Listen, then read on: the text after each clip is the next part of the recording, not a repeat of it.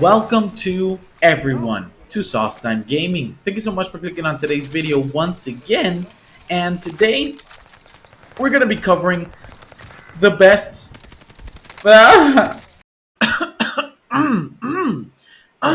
Okay, welcome to everyone to Sauce Time Gaming, and thank you so much for clicking on today's video once again. And today we're actually going to be covering the best settings to use for controller players on console. What you will see in this video are settings that are commonly known by most, but more importantly, some settings that nobody talks about but can greatly improve the fluidity of your gunfights, as well as give you a little extra visibility even with our default 80 field of view disadvantage. So let me know in the comment section if you already knew about all the settings that we're going to be talking about today, as well as what specific settings you run that help you feel, at your best when you're in either Caldera or Rebirth. So without further ado, let's go ahead and hop on right into things. So let's get right into things. Now, starting with the controller section here, the button layout that I run is tactical flipped. And pretty much, or essentially what this does is that it changes your melee option to the R3 button. So you can crouch and prone with R3 and melee with circle. So I like this one a lot because it allows me to drop shot and to get into cover while shooting people. So I think this is just the most effective one. I think getting used to this is not as hard. You'll just find yourself meleeing the air for quite a while when you're getting used to it. But I think it's a fantastic setup. And just as a disclaimer here a little bit, I do use the Sony back paddles that you can buy for the controller. So I have those two extra buttons to work with as well. So yeah, that's sort of how I play. I also use a little bit of claw, but I don't do it, consistently in every match. I just do it for certain actions like plating up a little bit quicker. Sometimes meleeing, so that's just kind of my personal preference. But tactical flipped, I think, is really the best way to go. Stick layout preset. This one as it is. Invert vertical look. This I leave it as such. The dead zone, I leave it at 0.05. Of course, adjust this based on your wear and tear for your controller. The left stick max input dead zone, I leave this at 99 as it was default. For the horizontal and vertical sensitivity, I'm running 13 on the horizontal and 14 on the vertical. And this is a little bit of what helps me flick very effectively. And I really enjoy the way this is feeling right now. I've pretty much tied this sensitivity to the custom sensitivity presume, which I think, and I want to start adding here, is that this is one of the most, I guess, not hidden stats, but one of the settings that a lot of people have at their disposal, and I don't think they're really using yet. But with the 13 and 14 sensitivity, I'm running a custom sensitivity all across the board of 0.60. So what this means is that my hip fire sensitivity is going to be 13 and 14. But the moment I aim down sight with whatever zoom, and of course you can adjust this as you find best, this is going to pretty much cut my current sensitivity down by the percentage that you see. So if I'm running 0.50, for example, then instead of having a 13 horizontal sensitivity, I'd be running a 6.5 technically.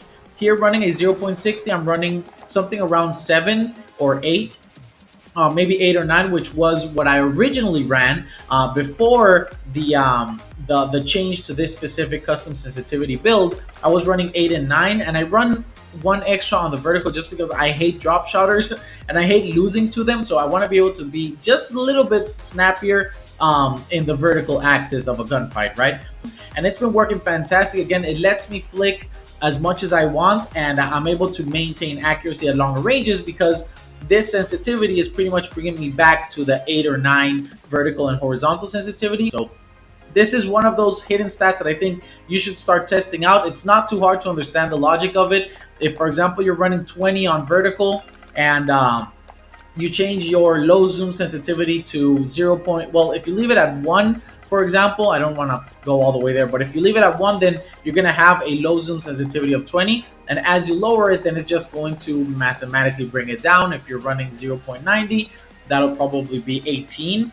If you're running 0.80, that'll be, I think, 16, and so on and so forth. But the math works out around that, and you can of course change these settings and play around with them. But once you find your sweet spot here, and it does take a lot more warming up to then be able to be accurate with it if you're hopping on, at the start of your day. But once you get the hang of it and you're back into the groove of the feeling, then you'll see that this sensitivity setup is fantastic. Now, jumping on to the aim response curve type, I run dynamic controller vibration. One day I turned it off and I was just able to pretty much make it happen naturally. I don't know why it happened, but currently in time, I just disable the controller vibration. Aim assist, I leave it at standard, so I get both the strafing aiming assist and the aim down sight one. So I think that's pretty much my preference. Now, moving on to the weapon mount shared input. This is something that people don't talk about, and if you see, my option is at double tap ADS, and if I don't recall, this setting was added somewhere within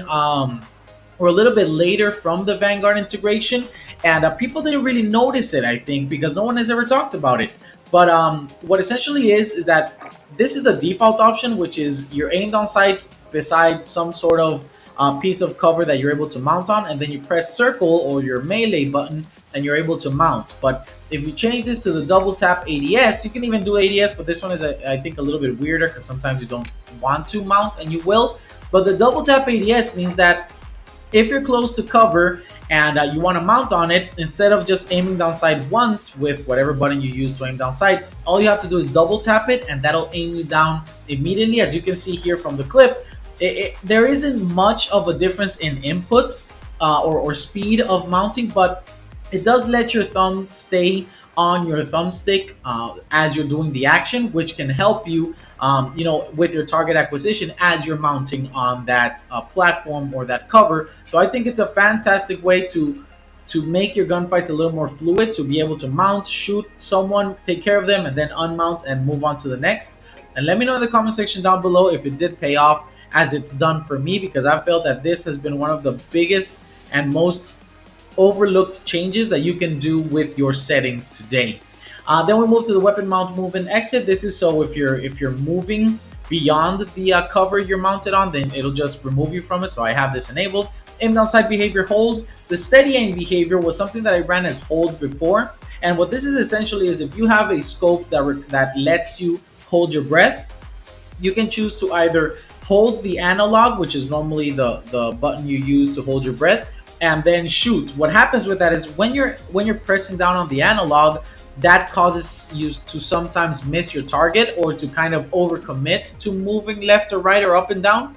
And so by changing to toggle, you simply have to click on the button once and that'll hold your breath so you can move freely without any extra effort on the analog. It's just a little bit wonky with if you're on it or not, or if you want to remove it earlier than your character losing breath. You'll understand what I mean if you give it a try, but nonetheless, using this toggle option has been a fantastic setting to change, and I would recommend it to you as well. Equipment behavior, this is hold. This is to cook your grenade, of course. Use reload behavior, contextual tap, that's just the best one.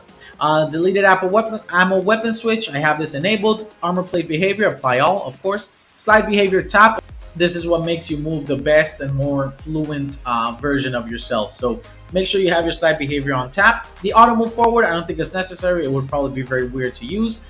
The tactical sprint is double tap, but this is if you manually tac sprint. To be honest, you should just have this on automatic. So anytime you're inputting movement, it'll automatically place you into a tactical sprint if it's available. Vehicle camera recenter, I leave this disabled. Parachute auto deploy disabled as well. These are just for comfort. Of course, the parachute auto deploy so you can reach the ground first, although when you start changing to this, you're gonna reach the ground a little bit too quick, but you'll get the hang of it and be able to get adjusted in no time. Now moving into the graphics, the camera movement, make sure you reduce this as much as possible to avoid those camera shakes from the clusters and precision strikes and whatnot. World motion blur, weapon motion blur, disable these so you're getting the most clean and crisp image you can. Film grain, make sure you reduce this all the way to 0. This makes things, again, the most crisp version that you have available. Dismemberment and gore, that's personal preference. Brightness is 55 is fine for me. On-demand texture streaming, this is normally set at standard quality. I disabled it because of all the issues that were happening on console, because I am playing on a PS4. So I don't think it really changes much of my gameplay experience, so I leave this disabled at least for now. And moving into the interface, this is all mostly personal preference, but to get the best image and what I feel is the best color palette for console currently is just running Delta Renopia and the colorblind target set to both. I enjoy this currently, so I'm just leaving it at that forever at this point. The minimap shape should be square, just should be square. There's no debating on that. Minimap rotation is personal preference, but I have it enabled so the map moves with the location I'm looking at. Now the show compass is a setting that I most recently removed, and you'll see from the gameplay that I showed throughout the video that I do have it on because I most recently noticed that I don't really use the compass. And so I think that removing the compass can just give me that extra visibility, and essentially it does. You can go ahead and remove it, give it a try, let me know if it works for you in the comment section. But removing the compass, which is something that I just didn't use enough to really see it necessary, I think is just a no-brainer. But I think a lot of people forget that you can disable it. But well, now you know. And then the kill feed duration, this is how long you want the kill feed to appear on the bottom left of your screen. I have these at 10 seconds. Audio, I run master volume at 100, music at 5, dialogue at 5, effects at 100, cinematics at 100. Now, I think some people have a misconception on what the footsteps sound is. The footsteps come from the effects option. So make sure that you always have the effects at 100, because then you shouldn't be complaining about footstep audio, because this is the one that reigns over that. Music and dialogue, I want to hear a little bit of if someone is parachuting on me, so I want to hear that audio cue. I keep it at 5. These are relatively still something you're able to hear, so 5 is perfect here. Master volume just controls everything overall, so just make sure you run these. Boost high for me as well is the preferred audio mix option. And from this, hit marker sound, whatever you want. Mono audio is leave this disabled, because then you're kind of ruining your directional audio. And then voice chat and all these things, these are personal preference based on your setup. And with that, we have covered the best settings for console players using a controller. Now, let me know, do you agree or disagree with these settings? Did you discover any new settings with this video? Will you be trying any of these out? And if you do try these out, let me know in the comment section down below, whatever your thoughts are, because I would love to hear from you all, read from you, and I appreciate you truly for clicking on today's video, for sticking around to this point. At the end of this video, I do want to suggest that you check out the weapons that currently have a 0 recoil pattern to them, because I think you'll find them pretty beneficial to your future gameplay. But with nothing else left to say, once again, thank you truly for clicking on today's video, for reaching this point of it, and for being a subscriber if you are. If you aren't, go ahead and do so if you want to stay up to date with all the regulars for Sauce Time Gaming. If you did like the video, I would appreciate you hit that like button below. But until the next one, I hope you have a fantastic rest of your day. And through it all, I hope you always remember Sauce Time Gaming.